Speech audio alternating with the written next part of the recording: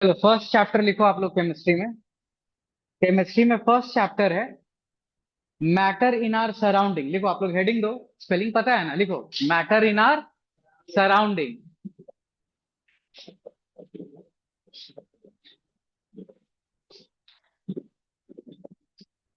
Matter in our surrounding है ना। इस साल के सिलेबस से ये हट गया है, लेकिन काफी सारे स्कूल में पढ़ाया जा रहा है, तो हम लोग भी जल्दी जल्दी इस चैप्टर को पढ़ेंगे। Matter in our surrounding. ठीक है, मैटर इन आर सराउंडिंग, ये फर्स्ट चैप्टर है केमिस्ट्री का।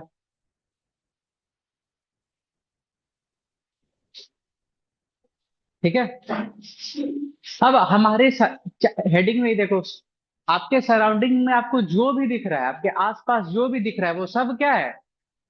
वो सब मैटर है। सब चीज मैटर है। लेकिन मैं आपको बता देता हूँ, यूनिवर्स में जितना भी एनर्जी है और मैटर है, मान लो टोटल एनर्जी और मैटर कितना है? 100%। तो हमें सिर्फ कितने के बारे में पता है? 5%। सिर्फ 5% के बारे में पता है। ये जितना भी आप साइंस डेवलप हो रहा है, ये जो फिजिक्स है, केमिस्ट्री है, बायोलॉजी है, ये सब जो सब्जेक्ट डेवलप हो रहा है, ये सिर्फ 5% मैटर और एनर्जी के रिगार्डिंग हम लोग बना रहे हैं। बाकी का 95% क्या, ये कोई नहीं जानता है। इसको हम लोग डार्क मैटर और डार्क एनर्जी बोलते हैं। डार्क मतलब जिसके बारे में पता नहीं है। हमें सिर्फ 5% के बारे में पता है। जितना भी साइंस डेवलप हो रहा है, वो इसी 5% के लिए डेवलप हो रहा है। बाकी का 95% क्या है, वो हमें पता नहीं है। समझ में आ रहा है ना? वो ऐसा चीज है।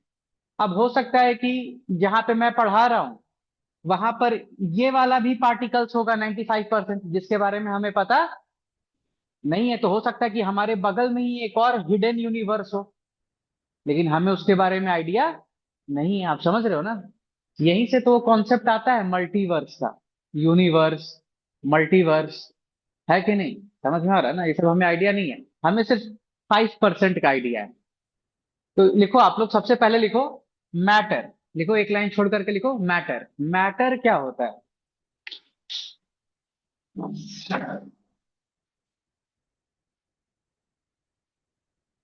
मैटर के बारे में लिखो anything, anything which occupies space, anything which occupies space and has mass. Anything which occupies space and has mass. Anything which occupies space, जहां स्पेस लिखे हो ना, वहीं ब्रैकेट में लिख देना वॉल्यूम। स्पेस का मतलब volume. Anything which occupies space and has mass is called matter. और यहाँ पे स्पेस कहने का मतलब क्या है? वॉल्यूम। स्पेस कहने का मतलब क्या है? वॉल्यूम। ठीक है ना? अब यहाँ पे जो हमने ये वर्ड यूज किया मास, बताओ मास का एसआई यूनिट क्या है? हाँ, वेरी गुड। अलग से नेक्स्ट लाइन में लिख लेना, SI unit of mass is KG. SI unit of mass is KG, है ना? देखो, मास का बहुत सारा यूनिट है। ग्राम है, सेंटीग्राम है, डेकाग्राम है, हेक्टाग्राम है। आप समझ रहे हो ना? माइक्रोग्राम है। लेकिन जो किलोग्राम है, KG, that is SI unit of mass. उसी तरीके से नेक्स्ट, हमने मैटर के डेफिनेशन में एक और फिजिकल क्वांटिटी देखा, that is volume. Anything which occupies space, that is volume and has मास। तो वॉल्यूम का एसआई यूनिट क्या होता है? एसआई यूनिट ऑफ वॉल्यूम, हाँ वेरी गुड, वॉल्यूम का एसआई यूनिट मीटर क्यूब। याद है ना? ऐसा जूनियर क्लासेस में आप वॉल्यूम का फॉर्मूला पढ़े होगे। वॉल्यूम क्या होता है? Length into breadth into height, है ना? सीधी ऐसा पढ़ी हो ना? वॉल्यूम क्या होता है? Length into breadth into height. तो लेंथ भी डिस्टेंस है, ब्रेथ भी डिस्टेंस है, हाइट भी डिस्टेंस है। डिस्टेंस का ऐसा यूनिट क्या होता है? डिस्टेंस का ऐसा यूनिट मीटर। तो metre into metre into metre, that is metre. लिख लेना। एसआई यूनिट ऑफ वॉल्यूम क्या हो जाएगा? Metre cube. और एक वॉल्यूम का बहुत फेमस यूनिट है जो कॉमन यूनिट है, ऐसा यूनिट नहीं है वो, कॉमन यूनिट है वॉल्यूम का, कॉमन यूनिट जो डेली लाइफ में जनरली हम लोग यूज करते हैं, दैट इज लीटर। लीटर, सुने हो ना? लीटर, है ना? कोल्ड ड्रिंक खरीदने जाते होगे, बोलते हो भैया 1 लीटर वाला कोल्ड ड्रिंक दे दीजिए, है ना? नहीं भैया आज ज्यादा बड़ा पार्टी है, 2 लीटर वाला कोल्ड ड्रिंक दे दीजिए। समझ में आ रहा है ना? और कभी कभी ऑफर भी चलता रहता है आजकल तो कोल्ड ड्रिंक पे बहुत सारा, है ना? और आप लोग तो कोल्ड ड्रिंक नहीं जानते, हमको लगता है आप लोग शायद वो पीते हो ना, स्टिंग पीते हो क्या? है नहीं ना? कॉमन यूनिट, ये वॉल्यूम का कॉमन यूनिट है, क्या है बोलो? लीटर, वॉल्यूम का कॉमन यूनिट इज लीटर। ठीक है ना? बहुत अच्छे। अब आपको कुछ कुछ मैं रिलेशन यहां बताऊंगा, उसको याद कर लेना, वो मैथ्स में भी काम आएगा। ठीक है ना? ध्यान रखना। 1 डेसीमीटर क्यूब में, डेसीमीटर समझते हो क्या होता है? डेसीमीटर, ये सब याद है ना? देखो इधर ये सब हम लोग पढ़ेंगे, अभी कुछ भी लिखना नहीं, आप समझ। जैसे देखो, ये मीटर, मीटर के नीचे आता है, मीटर से छोटा यूनिट है डेसीमीटर, मीटर से छोटा यूनिट है ना? 1 मीटर में लगभग 10 डेसीमीटर होता है, 1 मीटर में 10 डेसीमीटर होता है। और जो 1 डेसीमीटर होता है वो 10 सेंटीमीटर के बराबर होता है। लगभग जो 1 डेसीमीटर है वो किसके बराबर है? और सेंटीमीटर आपको सुनते ही समझ में आ रहा होगा, सेंटीमीटर तो आप स्केल पे देखते भी हो। आप इमेजिन करो तो 10 सेंटीमीटर कितना लेंथ होगा, इमेजिन करो, सोच लिए मन में। उसी को बोला जाता है 1 decimetre. 10 centimetre equal to 1 decimetre. तो यहाँ पे क्या लिखा हुआ है? Decimetre cube. मतलब आप 10 सेंटीमीटर का लेंथ ले लो, समझ में आ रहा है ना? 10 सेंटीमीटर का लेंथ ले लो, 10 सेंटीमीटर का विथ ले लो, और 10 सेंटीमीटर का हाइट ले लो, और एक डब्बा इमेजिन करो ऐसा, 10 सेंटीमीटर लेंथ, 10 सेंटीमीटर विथ, और 10 सेंटीमीटर हाइट। समझ गए ना? और वैसा एक डब्बा इमेजिन करो, वो कुछ वॉल्यूम ऑक्यूपाई कर रहा होगा ना, वही वॉल्यूम होता है 1 लीटर के बराबर। 1 decimetre cube equal to 1 litre, है ना?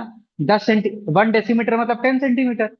तो 10 सेंटीमीटर का लेंथ, 10 सेंटीमीटर का विथ, और 10 सेंटीमीटर का हाइट। और एक डब्बा इमेजिन करो, 10 सेंटीमीटर लेंथ, विथ और हाइट का, वो जितना वॉल्यूम ऑक्यूपाई कर रहा है that is equal to 1 litre. कोई दिक्कत? क्लियर है ना यहाँ तक? चलो इसके बाद नेक्स्ट ये भी लिख लो, ये भी बहुत इंपॉर्टेंट रिलेशन है। 1 मीटर क्यूब में कितना लीटर होगा? 1 मीटर क्यूब में, मीटर जानते हो ना? मीटर थोड़ा लंबा यूनिट हो गया, मीटर मतलब 1 मीटर में 100 सेंटीमीटर, ये जानते हो ना?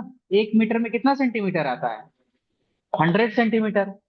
तो आप इमेजिन करो एक डब्बा है, एक बॉक्स है, जिसका लेंथ है 1 मीटर का है, लेंथ 1 मीटर का है, उसका विथ भी 1 मीटर का है, और उसका हाइट भी 1 मीटर का है। तो उसमें जो वॉल्यूम होगा that is 1 metre cube. 1 metre length into 1 metre width into 1 metre height.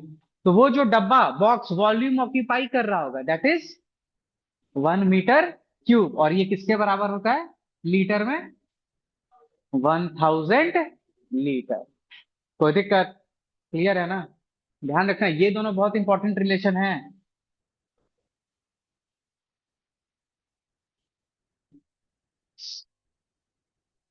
एक और आप चाहो तो लिख सकते हो, वो केमिस्ट्री के लैब के लिए इंपॉर्टेंट है। वो जो रिलेशन है वो कहाँ इंपॉर्टेंट है? केमिस्ट्री के लैब में, जब आप टाइट्रेशन करोगे। टाइट्रेशन मतलब आप जब लैब में जाओगे ना, 10th में या 11th में जब आप लैब में जाओगे, तो एसिड को बेस में मिलाना होता है, बेस को एसिड में मिलाना होता है, या किसी दूसरे केमिकल को दूसरे केमिकल में मिलाना होता है। तो वहां पे ये वाला रिलेशन इंपॉर्टेंट होता है, that is 1 centimetre cube is equal to 1, sorry क्या बोला, 1 millimetre cube is equal to 1 ml, 1 millilitre. Millimetre cube है ना, ये सेंटीमीटर क्यूब होगा। रुक जाओ, सो करेक्ट कर लेना, 1 centimetre cube. 1 centimetre cube is equal to 1 millilitre. ठीक है ना? तो ये सब, ये दोनों तो अभी नाइन्थ में यूज होगा आपका, कहीं ना कहीं पक्का यूज होगा, देखना मैथ में चाहे कहीं भी, फिजिक्स में कहीं ना कहीं यूज होगा ये। और ये तो लैब में यूज होगा, 10th या 11th में। ठीक है, तो ये नोट कर लो, ये दोनों तो बहुत इंपॉर्टेंट है, याद रखना। 1 डेसीमीटर क्यूब में कितना लीटर होता है? 1 लीटर। और 1 मीटर क्यूब में कितना लीटर होता है? 1000 लीटर। वॉल्यूम का ऐसा यूनिट क्या है? वॉल्यूम का ऐसा यूनिट इज मीटर क्यूब। और मास का ऐसा यूनिट क्या है? केजी। कोई दिक्कत? क्लियर है ना यहाँ तक? बहुत अच्छे। श्रुति क्लियर है ना? Yes sir. गुड। चलो आप लोग लिख लो एग्जाम्पल, मैटर का एग्जाम्पल बारी बारी से बताते जाओ। है ना? क्या होगा एग्जाम्पल मैटर का? ऐसा कोई भी चीज जो वॉल्यूम ऑक्यूपाई कर रहा है और उसके पास मास भी है। जैसे बॉटल, बॉटल मैटर हुआ कि नहीं? इसका वॉल्यूम भी है और ये कुछ मास भी ऑक्यूपाई कर रहा है। लिख लो वाटर बॉटल, लिखते जाओ एग्जाम्पल में, लिखते जाओ मैटर का एग्जाम्पल क्या क्या है, लिखते जाओ अपने मन से, जो भी दिमाग में आ रहा है, जो भी चीज आपको आसपास दिखाई दे रहा है ना? Bench, desk, fan, tubelight, mobile phone, wall, earth, clouds, air. जो दिखाई नहीं भी दे रहा है, एयर, एयर दिखाई दे रहा है नहीं, लेकिन वो भी क्या है? मैटर है। ध्यान रखना, एयर का भी मास होता है और वो कुछ वॉल्यूम ऑक्यूपाई करता है।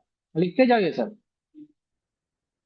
है ना? लिखो, लिखते जाओ फटाफट एग्जाम्पल, सोच सोच के। एयर भी लिख लेना उसमें, एयर, वाटर, वाटर भी मैटर है।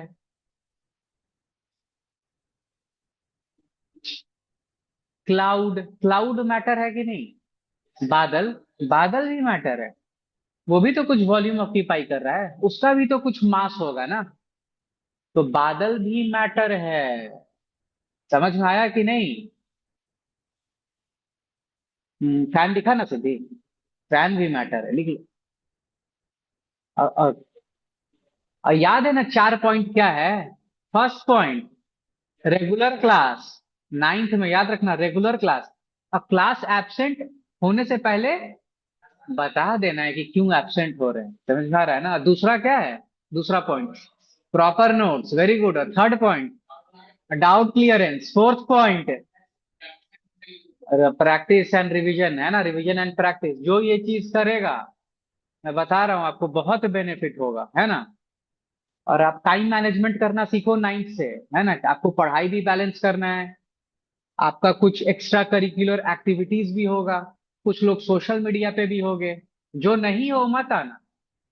हाँ, लेकिन जो आ गए हो, अब आपको तो स्वाद पता चल गया ना कि नहीं, टेस्टी है, तो अब आप नहीं छोड़ पाओगे, तो आपको उसको मैनेज करने आना चाहिए। पहले प्राइमरी ड्यूटी रिवाइज करेंगे, अब पढ़ना नहीं है मोबाइल से, टैब से, ध्यान रखना। पहले बुक और कॉपी से पढ़ेंगे, लास्ट में फिर मोबाइल या टैब यूज करेंगे डाउट क्लियर करने के लिए। ध्यान रखना, ये सब छोटा छोटा बात है, जो फॉलो करेगा वही सक्सेसफुल होगा अच्छे से।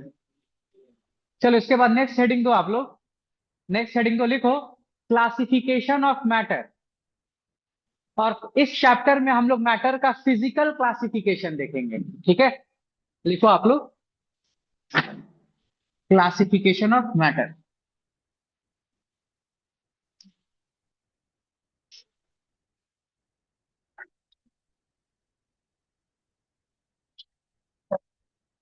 अच्छा, आपसे एग्जाम में पूछ सकता है कि आप कुछ ऐसा चीज बता सकते हो जो मैटर नहीं है? हाँ, हाँ, very good. Light, sound, fire matter है ना? फायर मैटर है ना? साउंड एनर्जी है, तो इसलिए वो मैटर नहीं है। समझ में आ रहा है ना? उसका मास नहीं है। लाइट भी is a form of energy, वो मैटर नहीं है। ठीक है, बाकी जितना भी इमोशंस है या रिलेशंस है, फ्रेंडशिप, हेट, ये सब जितना भी चीज है, ये सब मैटर नहीं है। तो लिख देना, अगर किसी के एग्जाम में बाई चांस पूछ लेता है तो 1 मार्क्स में। ठीक है, नेक्स्ट लिखो आप लोग, क्लासिफिकेशन ऑफ मैटर। तो मैटर का हम लोग क्लासिफिकेशन करेंगे। और इस क्लास में हमें सिर्फ क्या पढ़ना है? Physical classification. कौन सा क्लासिफिकेशन पढ़ना है ना? मतलब फिजिकल प्रॉपर्टीज के बेसिस पे, केमिकल प्रॉपर्टीज के बेसिस पे नहीं। किस बेसिस पे? फिजिकल प्रॉपर्टीज के बेसिस, फिजिकल क्लासिफिकेशन पढ़ना है इस चैप्टर में। ठीक है, तो ये पढ़ेंगे। सबसे पहले बताओ, कौन बताएगा? हाँ विराट, बताओ तो, what is matter? What is matter? आप बैठ के बताओ ना, बोलो ना, what is matter? Occupy space and has mass. Mass. Space या मास लिखो, या वॉल्यूम या मास लिखो। समझ में आ रहा है ना? स्पेस वॉल्यूम सेम ही चीज है। Anything which occupy space and has mass is called matter. याद हो गया ना सृष्टि? गुड। क्या सिद्धि, याद हो गया ना? नहीं याद होगा? ये तो सुन सुन के याद करते जाना। दो ही वर्ड ही है। मैटर क्या होता है? उसके पास वॉल्यूम भी है और मास भी है। उसके पास वॉल्यूम भी है और बस।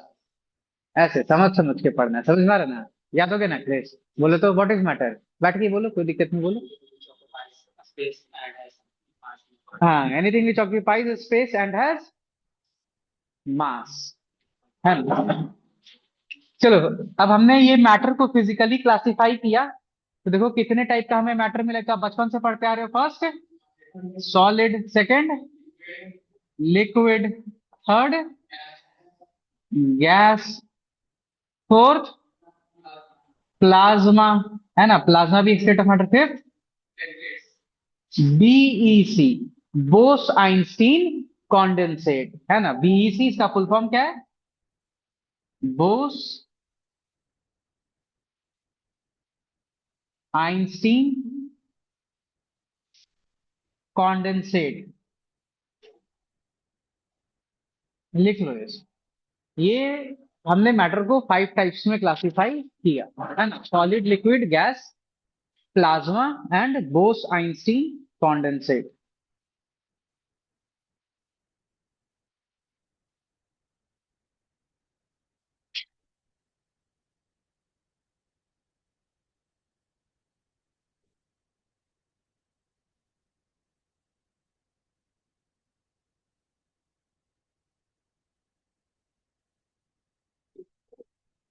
बोस आइंस्टीन कॉन्डेंसेट, ये पांचों लिख लो। शुरू की आवाज क्लियर आ रहा है ना? Yes sir. Good. Board clear दिखाई दे रहा है ना? Yes sir. Good good. Note कर लो ये। हो गया ना? ये पांचों नोट कर लिए ना? सॉलिड तो आप बचपन से पढ़ते आ रहे हो।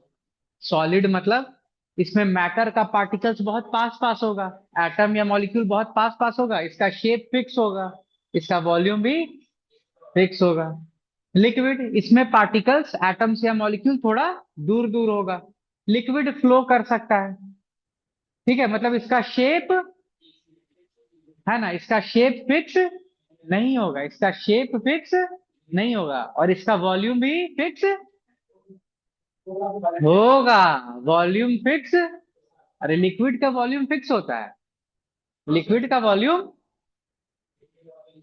हाँ, फिक्स होता है। अब ऐसा थोड़ी है कि आप 1 लीटर कोल्ड ड्रिंक खरीदने गए, उसको बोतल से बाहर निकाले तो बाहर निकालते निकालते वो 5 लीटर बन गया। ऐसा होता है क्या? ये तो कितना ही मजा आ जाता। समझ में आ रहा है ना? 1 लीटर कोल्ड ड्रिंक 1 लीटर ही कोल्ड ड्रिंक रहता है। समझ में आ रहा है ना? लिक्विड का वॉल्यूम नहीं चेंज होता है। हाँ, गैस, गैस का ना ही शेप फिक्स होता है, ना ही वॉल्यूम फिक्स होता है, और इसका पार्टिकल्स बहुत दूर दूर होता है। इसका पार्टिकल्स फ्रीली मूव कर सकता है कहीं पे भी। समझ में आ रहा है ना? प्लाज्मा, प्लाज्मा मतलब ये, इसमें आयन्स होता है। क्या होता है? आयन, जानते हो क्या होता है? क्या होता है आयन? हाँ, चार्ज पार्टिकल को आयन बोलते हैं। जैसे हम लोग केमिस्ट्री में पढ़ेंगे, ढेर सारा एटम होता है। जैसे एक एटम होता है हाइड्रोजन, एक एटम होता है सोडियम, एक एटम होता है क्लोरीन। ऐसा ढेर सारा एटम पढ़ेंगे हम लोग टाइम के साथ। तो जैसे हाइड्रोजन के ऊपर मान लो चार्ज आ गया H+, या सोडियम के ऊपर कुछ चार्ज आ गया प्लस चार्ज, या माइनस चार्ज भी आ सकता है। जैसे मान लो क्लोरीन के ऊपर माइनस चार्ज आ जाता है। हाँ तो हाँ, ये सब जो चार्ज पार्टिकल्स है, ये सब जो चार्ज पार्टिकल है, इन्हीं को क्या बोला जाता है? आयंस। कोई दिक्कत? तो ये जो प्लाज्मा स्टेट होता है ना, इसमें सिर्फ आयंस होता है, नॉर्मल एटम्स नहीं होता है, सिर्फ चार्ज पार्टिकल्स होता है। जैसे प्लाज्मा कहाँ देखने को मिलता है? जैसे फायर, आप आग लगा दो कहीं पे, तो वो जो फ्लेम दिखाई देता है ना, वो फ्लेम क्या है? That is plasma. कोई दिक्कत? क्लियर है ना यहां तक? उसके बाद ये फिफ्थ स्टेट ऑफ मैटर है, that is Bose Einstein condensate. यहाँ बोस दिखाई दे रहा है ना, ये सुभाष चंद्र बोस नहीं है। तो मुझे खून दो, मैं तुम्हें आजादी दूंगा, वो वाले सुभाष चंद्र बोस नहीं है। ये कौन है? ये इंडिया के ही साइंटिस्ट हैं ये, सत्येंद्र नाथ बोस। सत्येंद्र नाथ बोस, समझ में आ रहा है ना? वो इंडिया में थे, तो इंडिया में अपना रिसर्च पेपर लिख रहे होंगे, फिजिक्स पढ़ने में उनको मन लगता होगा। वो सोच रहे हैं, अरे जो आजादी का लड़ाई लड़ रहा है लड़ने दो, हमको उस समय मतलब नहीं, हमको फिजिक्स पढ़ने से मतलब है। वो फिजिक्स पढ़ते पढ़ते हुए ना, मतलब वो इसके बारे में सोचे, और फिर वो चिट्ठी लिख के भेजे। किसको? आइंस्टीन को। तो आइंस्टीन जब पढ़े तो कहे, तो बड़ा कमाल का चीज सोचा है, अब सही भी लग रहा है जो अपना इसमें ये थ्योरी दिया है। तो आइंस्टीन इनसे बात बात किए, तो फिर ये स्टेट ऑफ मैटर डिस्कवर हुआ है ना। देखो हमारे यूनिवर्स में ना, जैसे आप देखो ना, टेम्परेचर को हम लोग अलग अलग यूनिट में मेजर कर सकते हैं। टेम्परेचर को अलग अलग यूनिट में मेजर कर सकते हैं। जैसे एक तो कॉमन यूनिट होता है टेम्परेचर का, दैट इज डिग्री सेल्सियस। एक ऐसा यूनिट होता है दैट इज केल्विन। एक और होता है दैट इज डिग्री फ़ारेनहाइट। ऐसा बहुत सारा यूनिट है, लेकिन जो ऐसा यूनिट है दैट इज केल्विन। तो हमारे यूनिवर्स में टेम्परेचर का जो सबसे कम वैल्यू है, टेम्परेचर का जो सबसे कम वैल्यू है, उससे कम टेम्परेचर नहीं हो सकता है, दैट इज 0 केल्विन। ये क्या लिखा हुआ है? ओके, ओके नहीं, क्या लिखा हुआ है? 0 केल्विन। क्या लिखा हुआ है? 0 केल्विन। हमारे यूनिवर्स में टेम्परेचर इससे कम नहीं हो सकता है, ये सबसे छोटा टेम्परेचर का वैल्यू है 0 केल्विन। अगर इसको डिग्री सेल्सियस में बोला जाए, तो 0 केल्विन किसके बराबर होता है? -273.15 डिग्री सेल्सियस। मतलब -273 डिग्री सेल्सियस से कम टेम्परेचर नहीं हो सकता है हमारे यूनिवर्स में, सबसे छोटा वैल्यू है टेम्परेचर का। इसी को बोला जाता है एब्सोल्यूट जीरो। इसको क्या बोलते हैं? अगर आप स्पेस में चले जाओगे, वैक्यूम में चले जाओगे, तो वहां का टेम्परेचर यही है, 0 केल्विन। समझ में आ रहा है ना? -273.15 डिग्री सेल्सियस। तो अगर आप किसी भी मैटर को, किसी सब्सटेंस को जब आप इस टेम्परेचर पर लेकर जाते हो ना, तो वो कुछ अलग प्रॉपर्टी शो करने लगता है। वो क्या शो करने लगता है? कुछ अलग प्रॉपर्टी शो करने लगता है, उसका नेचर चेंज हो जाता है, वो कुछ अलग टाइप का मैटर बन जाता है। उसी को बोला जाता है बोस आइंस्टीन कॉन्डेंसेट। तो यानी ये जो स्टेट ऑफ मैटर है, ये हमें कब मिलेगा? 0 केल्विन, -273.15 डिग्री सेल्सियस, इस टेम्परेचर पर मिलेगा ये। कोई दिक्कत? क्लियर है ना? समझ में आ रहा है ना? बस आप ये 5 नाम याद रखना है ना, solid, liquid, gas, plasma and BEC, that is Bose Einstein condensate. कोई दिक्कत? बहुत अच्छे।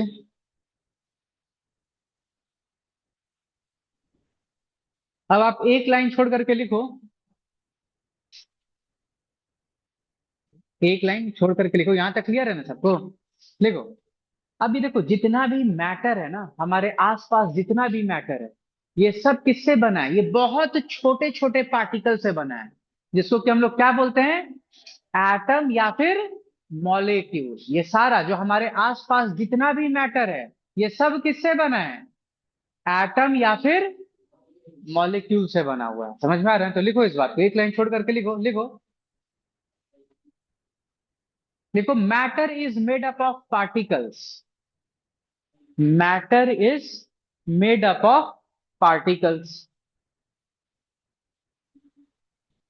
Matter is made up of particles, comma, these particles are known as, these particles are known as, और इस पार्टिकल को हम लोग क्या बोलते हैं? These particles are known as atoms और molecules. These particles are known as atoms और molecules. These particles are known as atoms और मॉलिक्यूल्स।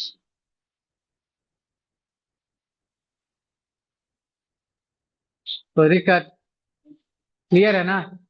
तो 2 मिनट का टाइम है, अभी तक जितना भी पढ़े हो एक बार उसको वापस से देख लो, है नहीं? सब जितना यूनिट पढ़ाया था, रिलेशन बताया था, वो सब याद कर लो।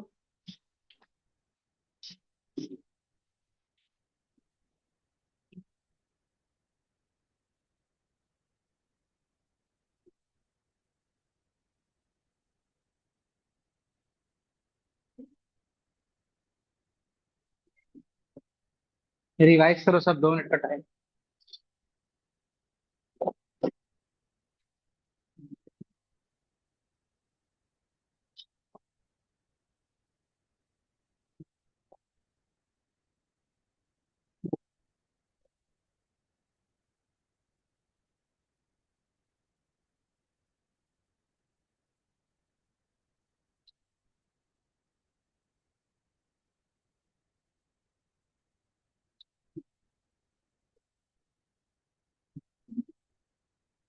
चलो रिवाइज कर लिए ना सब? बताओ अखिलेश, क्या होता है मैटर?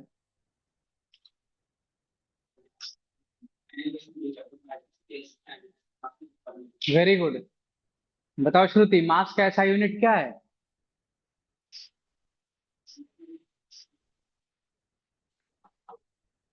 चलो श्रुति आंसर करो, मास का ऐसा यूनिट क्या है? क्या है सिद्धि, मास का ऐसा यूनिट? केजी। हाँ वेरी गुड, केजी, किलोग्राम, बहुत अच्छे। बताओ अभिषेक, वॉल्यूम का ऐसा यूनिट क्या है?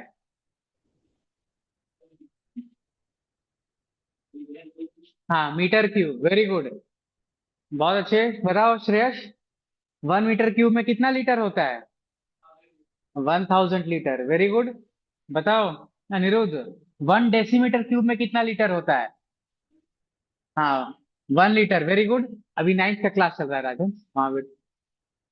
चलो विराट बताओ, हमने मैटर को फिजिकली कितने टाइप्स में क्लासिफाई किया है? हाँ कौन कौन सा?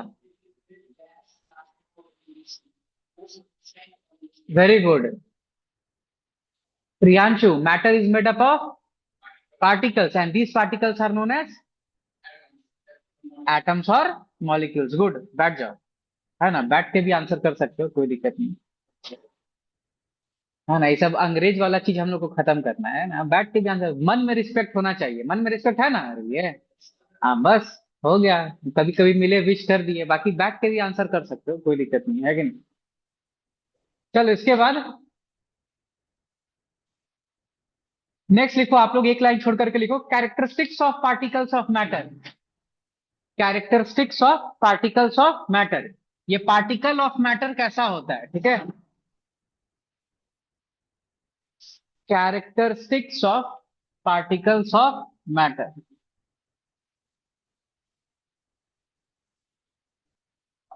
Characteristics of particles of matter.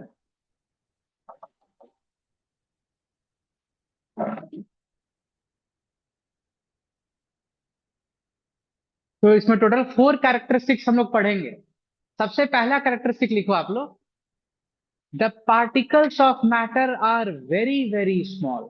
ये पहला कैरेक्टरिस्टिक है, the particles of matter are very very small.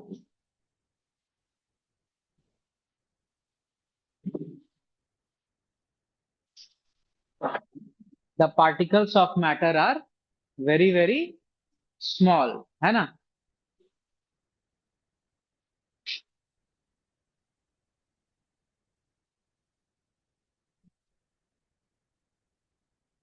ठीक है, तो अब इसको एक एक्टिविटी की मदद से हम लोग समझते हैं, ठीक है ना।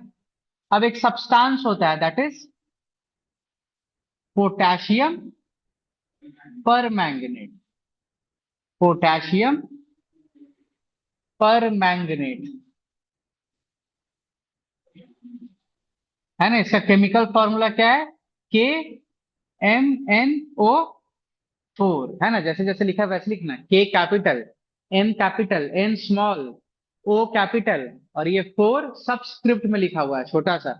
KMnO4, के मतलब पोटाशियम, Mn मतलब मैंगनीज, Mn मतलब मैंगनीज, O मतलब ऑक्सीजन।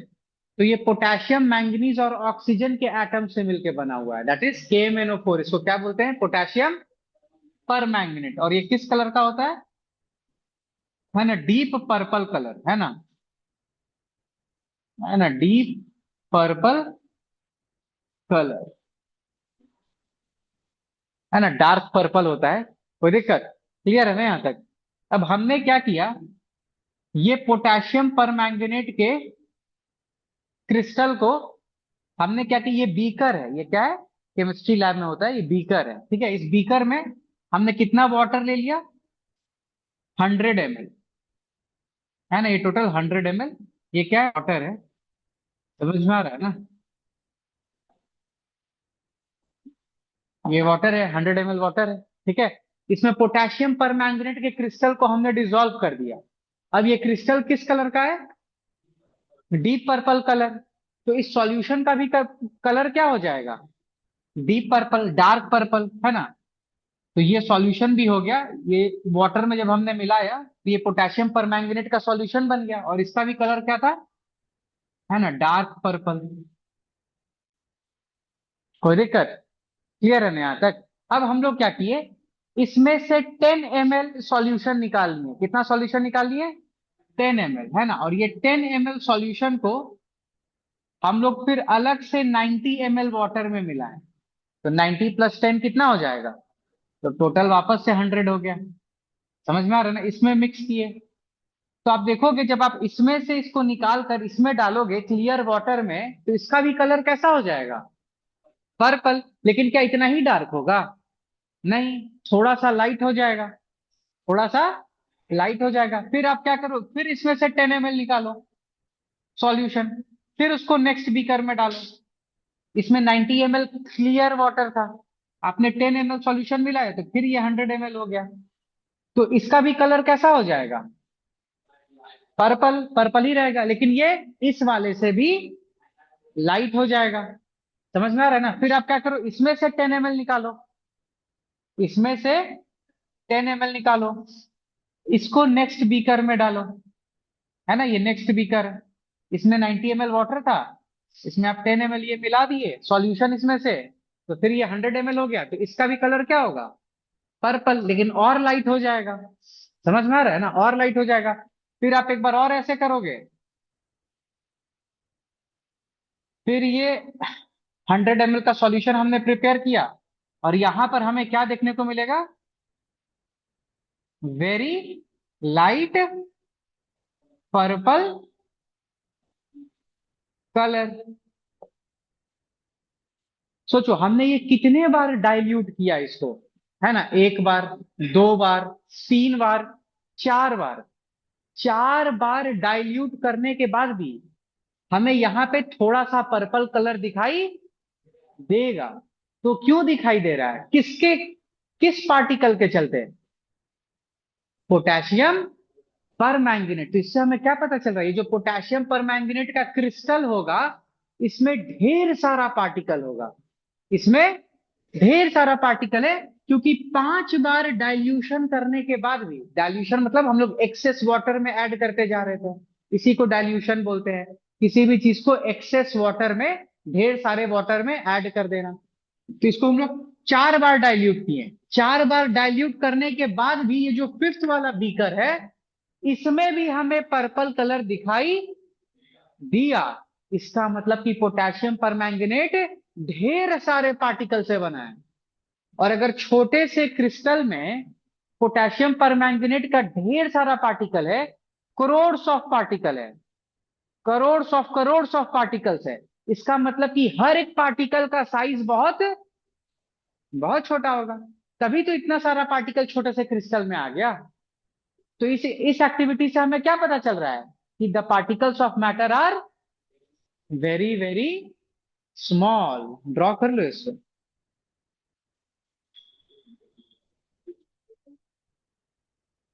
है ना, देखो इसको हम लोग क्या करते गए, डाइल्यूट करते गए, है ना, डाइल्यूटेड। है ना, डाइल्यूट करना मतलब समझ गए ना, डाइल्यूट करना मतलब क्या होता है, adding in excess of water. है ना, तो इसको हम लोग क्या करते गए, डाइल्यूट करते गए, डाइल्यूटेड। फिर हमने ऐसे टोटल 4 टाइम्स डाइल्यूट किया। सृष्टि क्लियर है ना यहाँ तक, सिद्धि सबको क्लियर है ना, श्रुति क्लियर है ना। Yes sir. गुड, इस डायग्राम को ड्रॉ कर लो। है ना, आप सारा बीकर सेम साइज का ही बनाना, एनसीईआरटी में ये एक्टिविटी दे रखा है।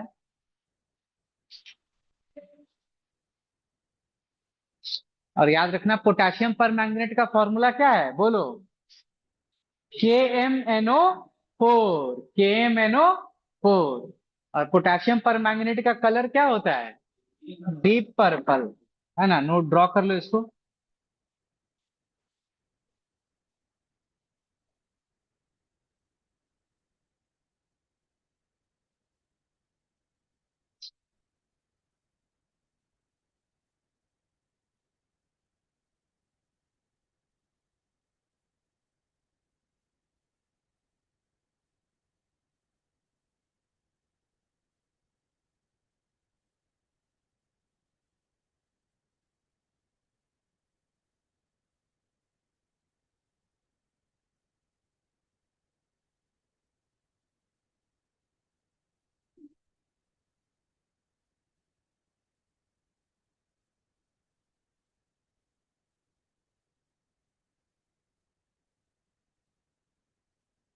ड्रॉ कर लेना इसको, समझ में आया ना।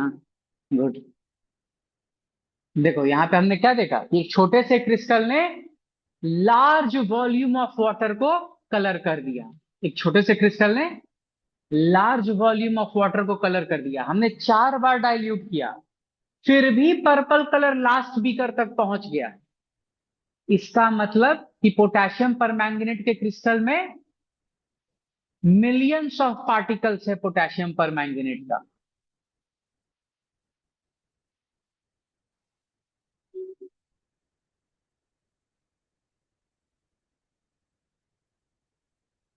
ड्रॉ कर लो जल्दी से इसको सब, हो गया ना ड्रॉ। गुड।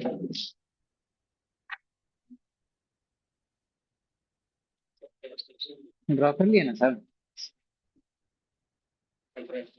ड्रॉ नहीं किए तुम, बाद में कुछ नहीं हो पाएगा, देखो सब कोई ड्रॉ कर लिया क्लियर।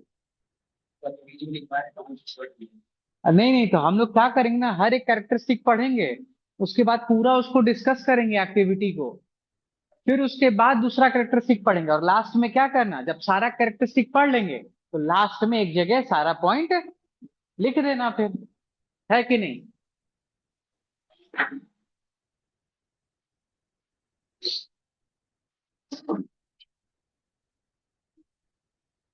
चलो सब कोई ड्रॉ कर लिए ना। गुड, अभिषेक हो गया। गुड, अखिलेश कॉपी मांग के ड्रॉ कर लेना इसको, ठीक है ना, लिखो एक लाइन छोड़ करके, इस एक्टिविटी के बारे में लिखो, लिखो। वी ऑब्जर्व्ड दैट, हाँ हमने ऑब्जर्व किया, ये एक्टिविटी करने के बाद हमें क्या पता चला, लिखो। We observed that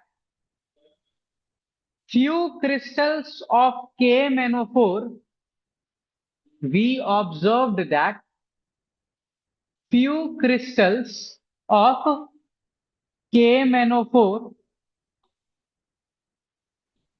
we observed that few crystals of KMnO4 can color, few crystals of KMnO4 can color a large volume of water. Few crystals of KMnO4, that is potassium permanganate, can color a large volume of water. few crystals of KMnO4 can color a large volume of water. Next line में लिख लो, इससे हमें क्या समझ में आ रहा है। Next line में लिखो, therefore therefore there must be therefore there must be millions of tiny particles. Therefore there must be millions of tiny particles. Therefore there must be millions of tiny particles in just one crystal, in just one crystal of KMnO4. In just one crystal of KMnO4. In just one crystal of KMnO4, है ना। इसका मतलब क्योंकि KMnO4 के एक छोटे से crystal ने लार्ज वॉल्यूम ऑफ वाटर को कलर कर दिया, है कि नहीं, बहुत सारे वाटर को कलर कर दिया। इसका मतलब कि KMnO4 के क्रिस्टल में KMnO4 का बहुत सारा पार्टिकल है। और अगर मिलियंस ऑफ पार्टिकल्स एक छोटे से जगह में है, इसका मतलब हर एक पार्टिकल का साइज बहुत छोटा होगा। यानी इस एक्टिविटी से क्या प्रूफ हो रहा है, particles of matter are very very small. अब जरूरी नहीं कि आपसे ये एग्जाम में सिर्फ KMnO4 क्रिस्टल पे ही पूछेगा, नहीं, ये इस एक्टिविटी में डेटॉल का भी एग्जाम्पल दे सकता है। डेटॉल जानते हो ना, वो जो कटने पे चोट लगने पे डेटॉल लगाते हैं ना हम लोग, डेटॉल पे भी क्वेश्चन पूछ सकता है। बोलेगा कि हमने एक बीकर में डेटॉल मिलाया, अब सेम एक्टिविटी, हमने उसे 4 टाइम्स डाइल्यूट कर दिया, फिर भी जो आखिरी वाला बीकर है उससे जब हमने वाटर को निकाल के स्मेल किया तो उसमें से डेटॉल का स्मेल आ रहा था। इसका मतलब कि थोड़ा सा डेटॉल, वाटर में जो हमने एक कैप मान लो डेटॉल डेटॉल डाला था यहाँ, तो वो डेटॉल बहुत सारे वाटर को स्मेल दे सकता है। कैसे स्मेल आ रहा होगा, क्योंकि वाटर में किसका पार्टिकल्स आ गया होगा, डेटॉल का। तो इससे भी हम लोग प्रूफ कर सकते हैं कि थोड़ा सा डेटॉल बहुत सारे वाटर में स्मेल ला सकता है। इसका मतलब the particles of Dettol are very very small. तो आपसे ये क्वेश्चन डेटॉल पे भी पूछ सकता है, ध्यान रखना, ठीक है। या हो सकता है KMnO4 क्रिस्टल की जगह आपको कॉपर सल्फेट का क्रिस्टल दे दे। कौन सा क्रिस्टल दे दे, आप अलग से लिख लेना इसको, copper sulphate, that is CuSO4। इसको क्या बोलते हैं, कॉपर सल्फेट। और ये तो आप 6th क्लास से पढ़ के आ रहे हो। बताओ इसका कलर क्या होता है, कॉपर सल्फेट के क्रिस्टल का कलर क्या होता है, लिख लेना, ब्लू, है ना, ब्लू कलर का होता है। ये कॉपर सल्फेट का क्रिस्टल किस कलर का होता है, ब्लू कलर का होता है, ठीक है, ध्यान रखना।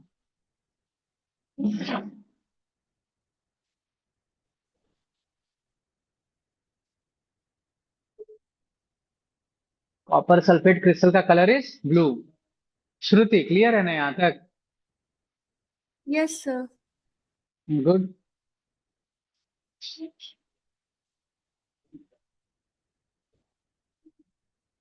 चलो एक तो ये एक्टिविटी हमने देखा, इसके बाद एक और एक्टिविटी है, उसको भी देख लेते हैं, ठीक है ना। एक और एक्टिविटी, ये सबको समझ में आया ना, कोई दिक्कत, क्लियर है ना। बताओ तो सृष्टि, 1 डेसीमीटर क्यूब में कितना लीटर होता है, 1 डेसीमीटर क्यूब में, नोट्स देख के बताओ, नोट्स देख सकते हो आप लोग। 1 डेसीमीटर क्यूब में कितना लीटर होता है, 1 litre, very good. 1 metre cube में कितना लीटर हो सकता है, हाँ गुड, बोलो सिद्धि, 1 मीटर क्यूब में कितना लीटर हो सकता है। अरे अभी तो देखी थी, अभी देख के तुरंत भूल गई। हाँ, 1 मीटर क्यूब में कितना लीटर होता है, 1000 लीटर, है ना, ध्यान रखना है ना। तो ऐसे नोट्स को बार बार देखने से क्या होगा, याद होगा। समझ में आ रहा है ना, कोई दिक्कत। अब देखो एक कमाल का एक्टिविटी है, एक और एक्टिविटी है ना, दैट इज डिजॉल्विंग।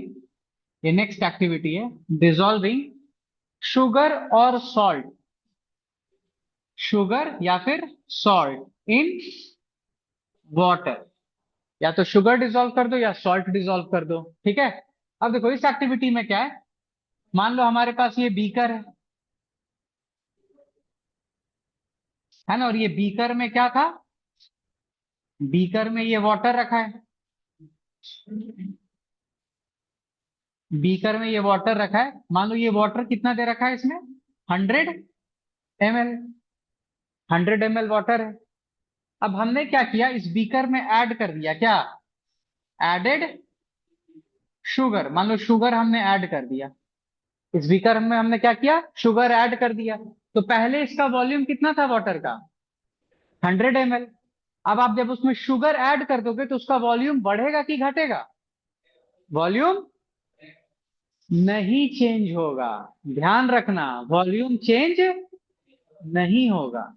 ये एक गिलास पानी है मान लो, आप उसमें शुगर ऐड कर दो, क्या पानी का लेवल ऊपर आ जाता है, नहीं। तो आप जब उस शुगर को कंप्लीटली डिसॉल्व कर दोगे ना, मतलब शुगर को पूरा पूरा घुला दो पानी में, तो ना ही वाटर का लेवल ऊपर जाएगा ना ही नीचे आएगा, जहां पे था वहीं पे रहे, वहीं पे रहे। जैसे ही आप इसमें शुगर ऐड कर दोगे ना,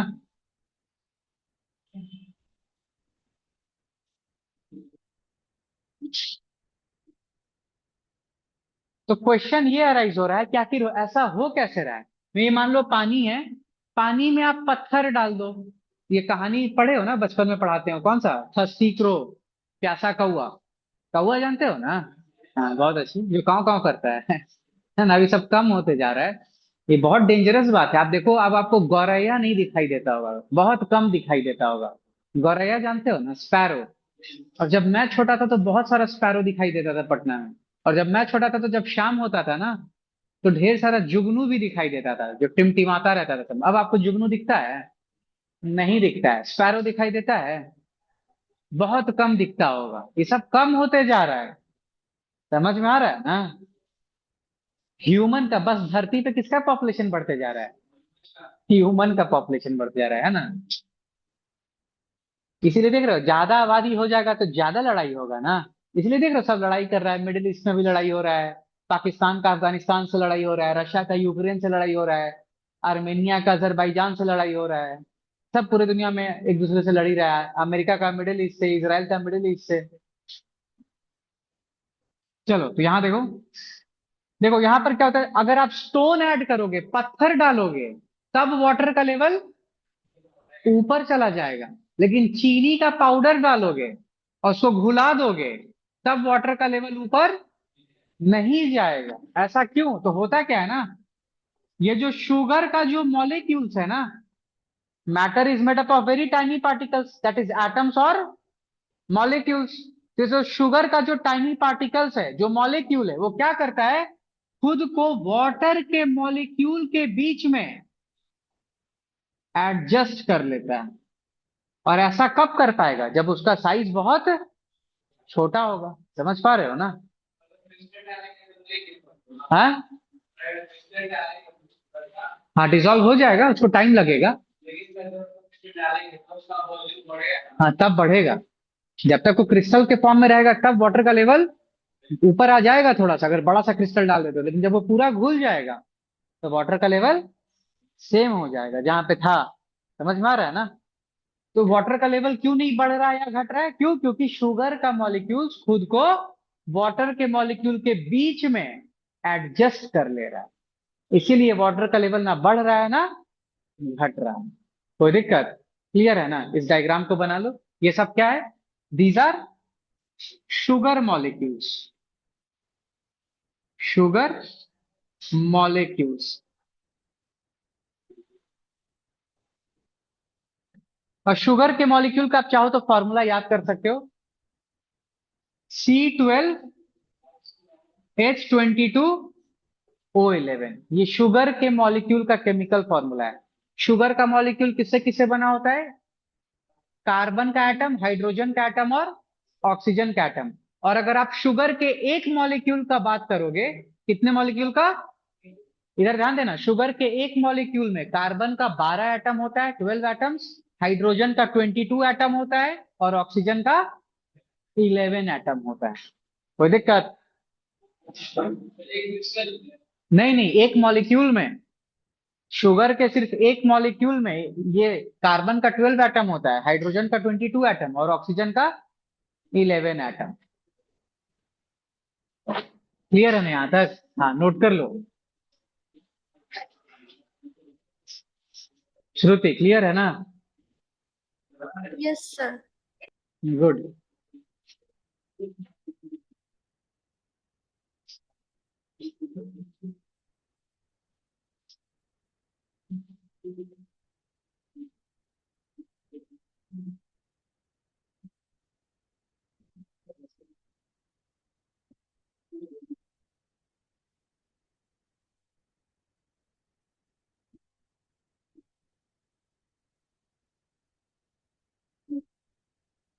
ड्रॉ कर ली?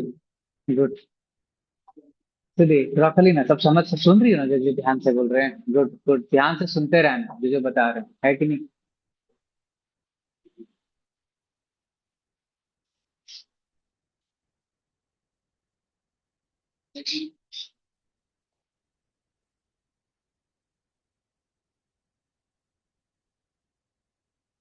क्लास में,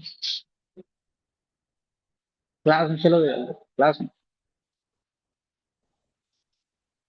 चलो, यहाँ तक ड्रॉ कर लिए ना? लिखो इसके बाद, when we dissolve sugar slash salt, sugar slash salt ऐसे लिख लेना। when we dissolve sugar slash salt in water,